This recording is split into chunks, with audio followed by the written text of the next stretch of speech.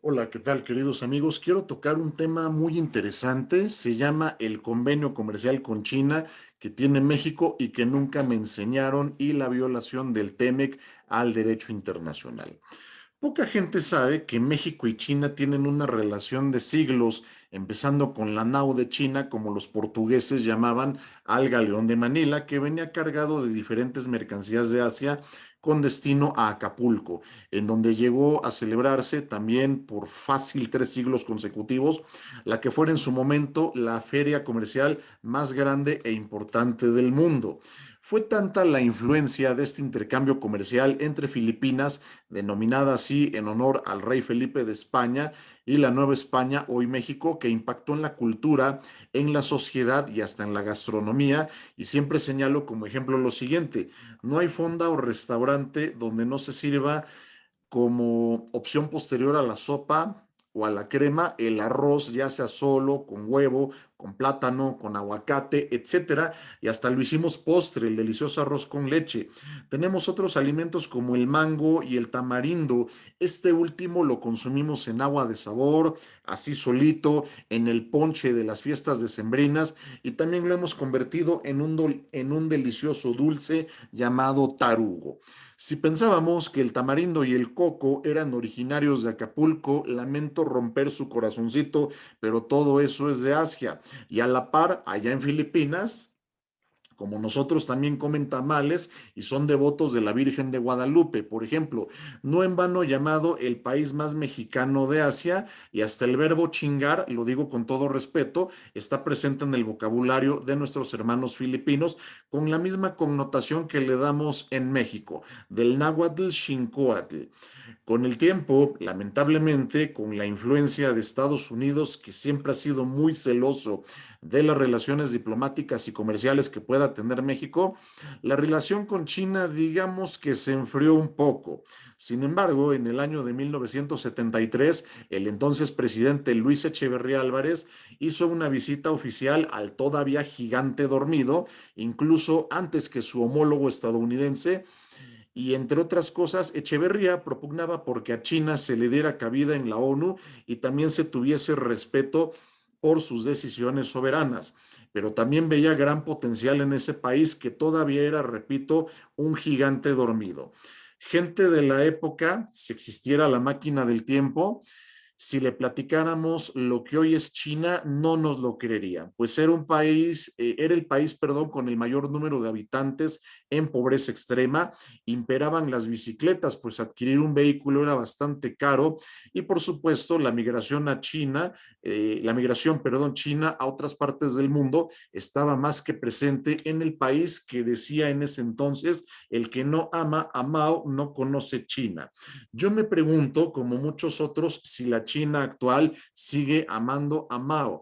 No lo sabemos con certeza. Lo único que podemos mencionar es que Mao Zedong, quien gobernara el gigante asiático desde 1949, fundando la República Popular China hasta su muerte en 1976, fue quien unificó al país.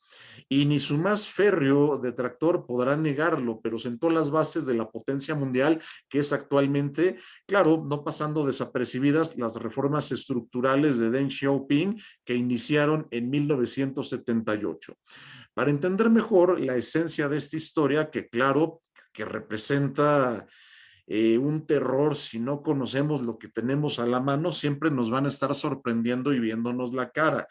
Miren, es muy simple. El mensaje que está implícito en el artículo 32.10 del TEMEC es claro, tajante, y sabemos muy bien que principalmente está dirigido a México para evitar su comercio con China, sin saber que el viernes 4 de julio de 1975 se publicó en el Diario Oficial de la Federación un convenio comercial entre México y China, y que sigue vigente.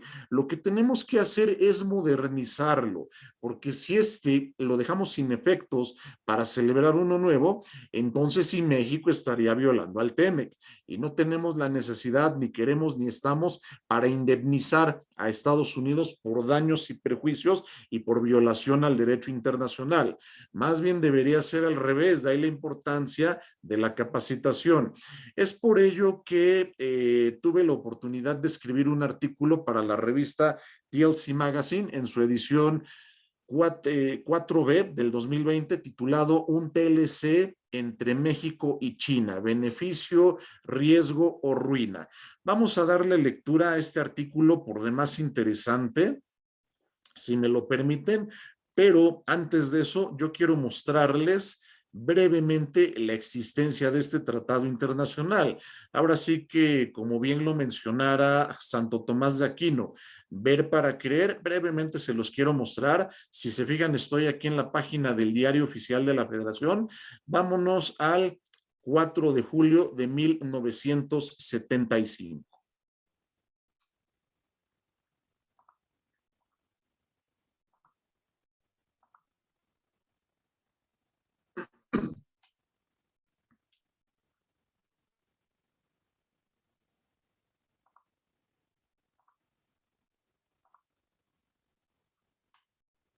¿Ok? ¿Qué dice aquí? Decreto por el que se promulga el convenio comercial entre el gobierno de los Estados Unidos mexicanos y el gobierno de la República Popular China, firmado en la ciudad de Pekín, China, el 22 de abril de 1973. ¿Me acompañas a conocerlo? Es un convenio comercial muy escueto, 2 hojas, 10 artículos, pero eso no quiere decir que no es importante.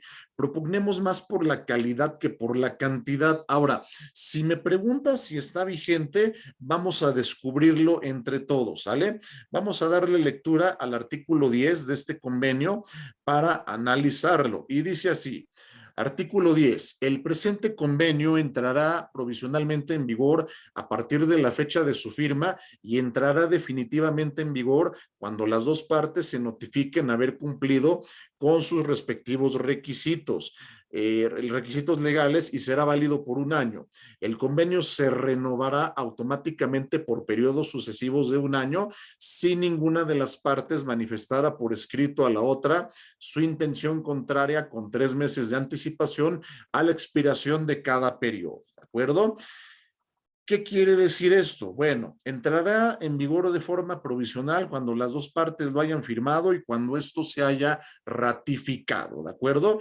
El Senado mexicano hizo lo propio, el Partido Comunista Chino hizo lo propio y ya entró en vigor definitivamente, ¿sale? Pero ¿qué crees? Que ninguna de las dos partes hemos manifestado lo contrario. Entonces, año tras año, tras año, tras año, el convenio comercial entre México y China ha seguido vigente. ¿De acuerdo? Y como se los dije, tenemos que, si queremos tener una relación más madura con China, lo que debemos hacer es modernizar este convenio, porque si se celebra uno nuevo, vamos a caer en violaciones a compromisos internacionales como lo es el TEMEC. Ahora, dando lectura a este artículo que amablemente me hicieron favor de dar la oportunidad en TLC Asociados para escribir en la revista TLC Magazine, les menciono lo siguiente. Mucho se ha hablado del enorme potencial que tiene China al ser el mercado más grande del planeta con más de 1.300 millones de habitantes. No nada más es el país más poblado, sino que por el bono demográfico del cual estamos hablando, implica una cantidad titánica de consumidores. Ahora bien, ¿qué necesita China de México? Principalmente alimentos, ya que si bien es cierto, producen a grandes volúmenes, también lo es que el gigante asiático no puede satisfacer al 100% sus necesidades y es cuando recurre a las importaciones. Mucho se ha criticado interna y externamente a México el no diversificar su comercio exterior y sobre todo no tener una relación comercial más sólida con China, con el cual nos une una antiquísima relación. Simple y llanamente recordemos lo que los portugueses denominaban Anauda China, que para los españoles era el galeón de Manila, que si bien es cierto, zarpaba de Filipinas con destino a Acapulco, que en el siglo XVI fue el puerto más importante de América, arribaba plagado de muchísimos productos del sudeste asiático, y el intercambio no nada más fue comercial, sino también cultural, y para muestra lo siguiente: el arroz se ha convertido en uno de los cereales de mayor consumo para los mexicanos. No hay restaurante o fonda donde no se ofrezca después de la sopa o el consomé, y hasta lo convertimos en postre, el arroz con leche. ¿Y qué decir de los deliciosos dulces de tamarindo, las cocadas o el mango? Todos ellos frutos que heredamos de India, Tailandia y China, pero que los hicimos parte de nuestra cultura y gastronomía en dulces y aguas frescas, como el tamarindo o el beber coco al natural. Y fue en el recién México independiente donde descuidamos muchas cosas, entre ellas nuestro comercio exterior, y no era para menos. Entre guerras fratricidas estuvimos a punto de desaparecer del mapa político mundial.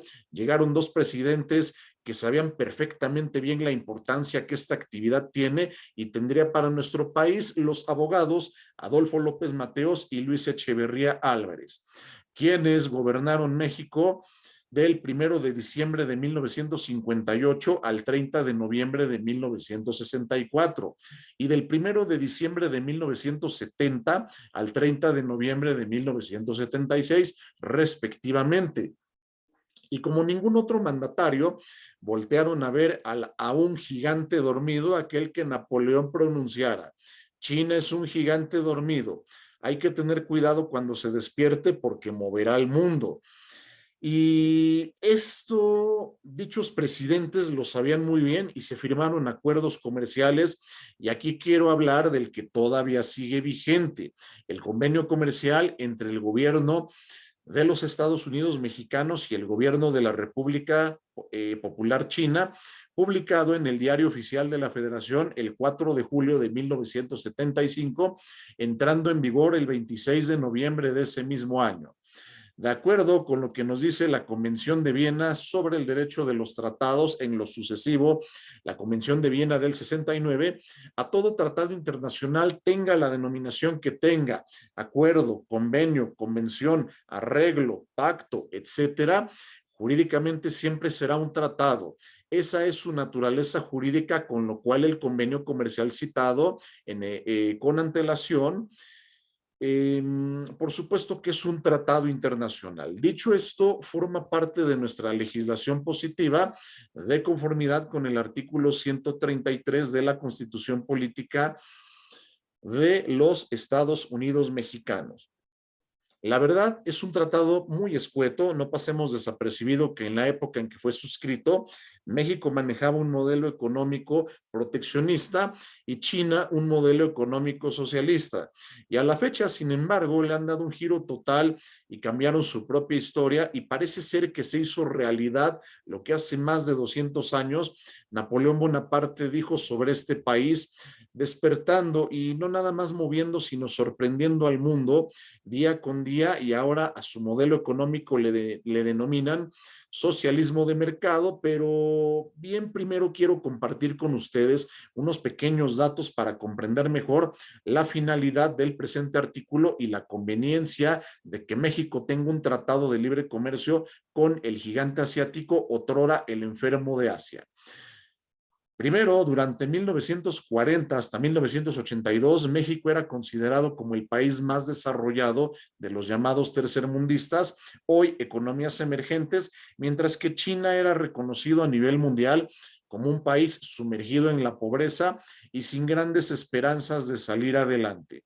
Segundo, de una interpretación armónica que se haga a los artículos 25, 26 y 28 de nuestra Carta Magna, se desprende que tenemos una economía mixta, aunque es de todos nosotros sabido que en la realidad práctica, desde el 1 de diciembre de 1982, tenemos una economía de mercado cuya apertura, ha sido dolorosa. Pero eso no lo vamos a tocar ahorita para no extendernos ni desviarnos de tema. Dicho sea de paso, el presidente actual, Andrés Manuel López Obrador, quiere volver a los tiempos del proteccionismo, respetando los tratados internacionales, como él mismo lo declaró, pero dándole preferencia al productor y exportador local.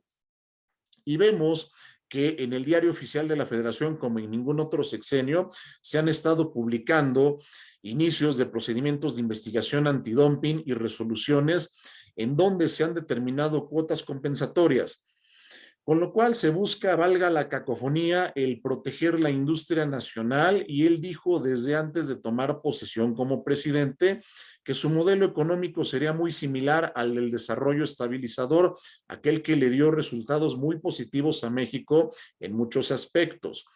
Siguiente punto, por su parte, de una interpretación armónica que se haga a los artículos 1, 5, 6 y 7 de la Constitución de la República Popular China, se establece que es un Estado socialista bajo la dictadura democrática popular, dirigido por la clase obrera y basada en la Alianza Obrero-Campesina, que es un Estado que ejerce el poder de conformidad con la ley, estableciéndose como nación socialista bajo la regla de derecho, salvaguardando la unidad y la autoridad del sistema legal socialista, y que ninguna ley, disposición administrativa o reglamento de carácter local pueda contradecir a la Constitución, y que el sistema económico será completamente socialista.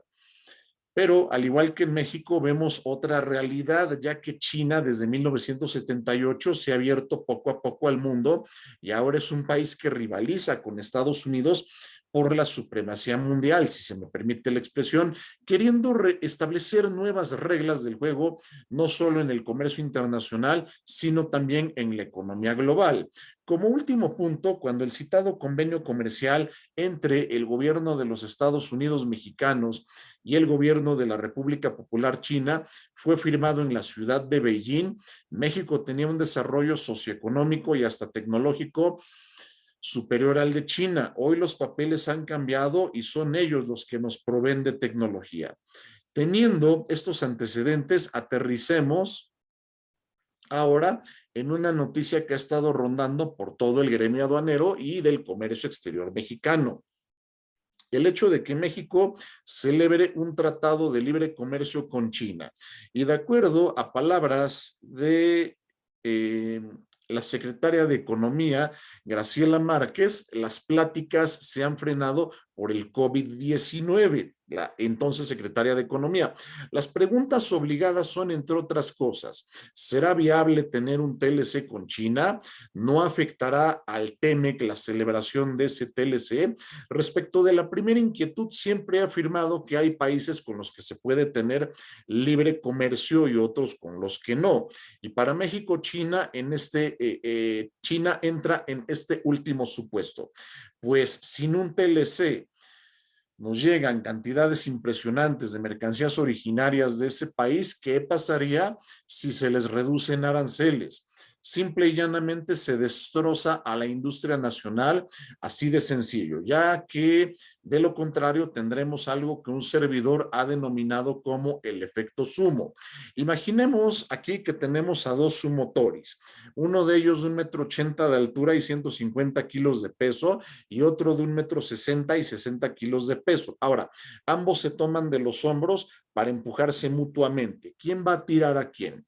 Esto se responde por sí mismo y no queremos que eso le pase a la economía mexicana. Se trata de hacer alianzas que nos hagan crecer, no todo lo contrario. Ahora bien, por lo que respecta a la segunda pregunta, es importante analizar lo que nos dice el artículo 32.10 del TEMEC, en cuya referencia dice TLC con países de economía de no mercado. Y aquí se restringe el hecho de que los tres estados parte del TEMEC, México, Estados Unidos y Canadá, celebren un TLC con un país que no tenga una economía de mercado, y China es un ejemplo. Si México llegase a celebrar ese ambicioso y tan deseado TLC desde el año 2005, está la advertencia de que se denunciará el referido TEMEC y cada miembro tiene el derecho de celebrar un TLC bilateral con las reservas que considere convenientes. Ahora, esto puede sonar a una amenaza del gobierno de Estados Unidos de que si lo celebras me pierdes como socio comercial. Y si bien es cierto, seguiremos teniendo comercio, este ya no será en las mismas condiciones de facilitación reconocidas en el TEMEC. Sin embargo, es por ello que cité el convenio comercial entre el gobierno de los Estados Unidos mexicanos y el gobierno de la República Popular China, ya que de conformidad con el principio general de derecho, primero en tiempo, primero en derecho, este tratado internacional tendría mayor validez que el propio TEMEC y que hasta el propio TELECAN, firmado en el año de 1993 y entrando en vigor el 1 de enero de 1994, por la simple y sencilla razón de que firmó primero, y lo único que tiene que hacer México, si quiere de verdad un TLC con China, es modernizar ese convenio, porque de dejarse sin efectos este y hacer uno nuevo, se le darían argumentos legales a nuestros socios, Estados Unidos y Canadá, para denunciar el multirreferido TEMEC y poder celebrar un tratado bilateral con ellos, pero no olvidemos las represalias que, por desgracia, toma nuestro vecino del norte cuando se le contradice y no le conviene, con perdón de la expresión. En cambio, al modernizarse dicho convenio, en realidad se está respetando el propio TEMEC, el propio TEMEC, y a su vez los principios que rigen en toda celebración de un tratado internacional recogidos en la Convención de Viena de 1969. Pacta sunt servanda, todos los acuerdos deben de celebrarse conforme a lo que hemos acordado y pactado, deben de cumplirse. Rebus sic stantibus, la contraparte de pacta sunt servanda. Si las circunstancias que le dieron nacimiento a ese tratado internacional ya son muy diferentes, entonces hay que cambiar dicho tratado. Jus cogens, todo tratado será nulo cuando sea contrario al derecho internacional. Las normas imperativas son aquellas normas aceptadas y reconocidas por la comunidad internacional, caso TEMEC. Res inter alios acta, ningún tratado debe afectar a los derechos de un Estado que no sea parte, como en este caso se está afectando a China. Ex consensu advenit vinculum, ningún tratado debe estar viciado de origen, o sea, dolo, mala fe, error, fuerza, etcétera. El Estado debe de manifestar libremente su consentimiento y, por último, bona fide. Toda relación se debe de basar en el principio de la buena fe. Dicho lo anterior, no se estarían afectando los derechos de nuestros socios en el TEMEC, y además se estaría celebrando un tratado internacional de buena fe, ya que lo único que se está haciendo es adaptando a la actualidad la relación existente con China, habiendo varias cuestiones por regular y en las cuales México debe tener mucho cuidado si de verdad quiere un comercio justo y obtener un beneficio. Una regulación clara, transparente y exigente respecto a las cuestiones de propiedad intelectual para proteger de cualquier imitación productos que son totalmente mexicanos, y no me refiero nada más a las artesanías, denominaciones de origen, marcas y variedades vegetales, sino también a programas de cómputo y tecnología que se pueda desarrollar en México. Tener cuidado con la reducción de aranceles, pues así como México desea que sus productos entren sin obstáculos al mercado chino, China esperará lo mismo bajo el trato nacional y trato de nación más favorecida.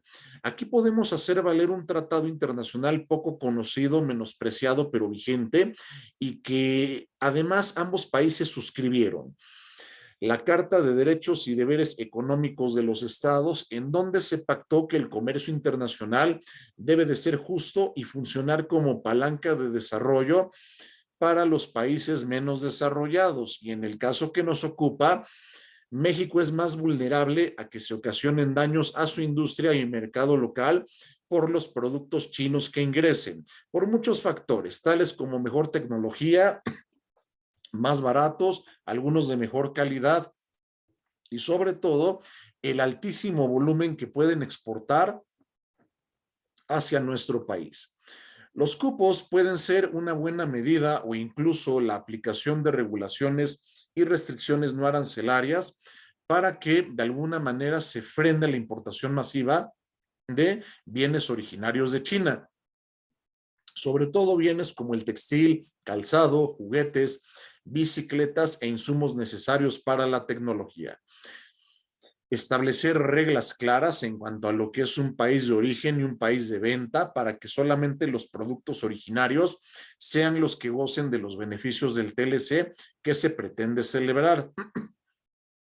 De igual manera, regular muy bien el comercio electrónico, pues personas físicas como morales en México adquieren muchos productos de aquel país con tan solo un clic.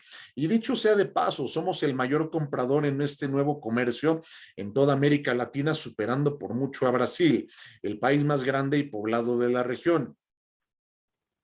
No nos enfoquemos nada más en alimentos, materias primas y en maquilar productos, que hay un intercambio tecnológico y por qué no pensar también en un intercambio académico como apartado especial en el tratado, a efecto de que la inversión en la educación, ciencia y tecnología por parte de ambos países se vea facilitado por el comercio exterior y hasta sería un tratado pionero al tocar este tema.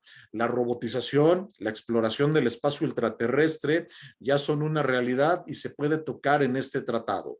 Establecer paneles en donde las reglas de procedimiento sean sencillas y claras, rescatando lo mejor de los sistemas jurídicos de ambos países, dándole así mayor certidumbre jurídica a los usuarios y sujetos del comercio exterior e inversionistas. Tener cuidado también con la responsabilidad patrimonial del Estado y lo que nuestra Constitución señala como áreas estratégicas y áreas prioritarias. Como dato adicional, en México se ha hecho un escándalo porque la 4T quiere tener el control del sistema ferroviario. Pero lo que no se nos dice es que el Estado chino tiene el control de sus trenes al igual que Francia, siendo eficientes y no dejándolos a la deriva o casi en el abandono, como sucedió con nosotros en 1997, cuando se privatizaron la fórmula mágica en la década de los 90 para superar la crisis y sucedió todo lo contrario. Negociar muy bien las formas de pago, no enfocándonos nada más en las divisas tradicionales, sino en las criptomonedas, debiendo tener también mucho cuidado con ese aspecto. Una regulación jurídica y un banco central que responda por ellas. En resumidas cuentas, no todo es malo. Por supuesto que un TLC con China puede ser provechoso. Solamente aprendamos de las lecciones del pasado, negociemos con calma y no hagamos las cosas al vapor. Si en este sexenio no se concreta, ya será en el momento oportuno, pero no comprometamos la soberanía y la economía de México y utilicemos al comercio exterior como una eficiente palanca del desarrollo en donde todos los sectores puedan participar. Para ello, también tenemos que poner de nuestra parte y capacitar a nuestros empresarios para que estén preparados para enfrentar este nuevo e interesante reto. Ya para concluir, solamente quiero decir que ganamos mucho más con paciencia y sabiduría que con prisas e ignorancia. Cuanto más, si con este TLC se puede comprometer el futuro de generaciones venideras y queremos que eso pase, pero para bien. Esperemos que la presente cápsula informativa haya sido de su agrado. Muchísimas gracias por habernos acompañado. Recuerden seguirnos en nuestro canal, dale me gusta al video de tu preferencia. Cuídense mucho. Su amigo Rubén Abdascar Camacho, abogado postulante en Comercio Exterior y Derecho Marítimo, los saluda desde México. Hasta luego.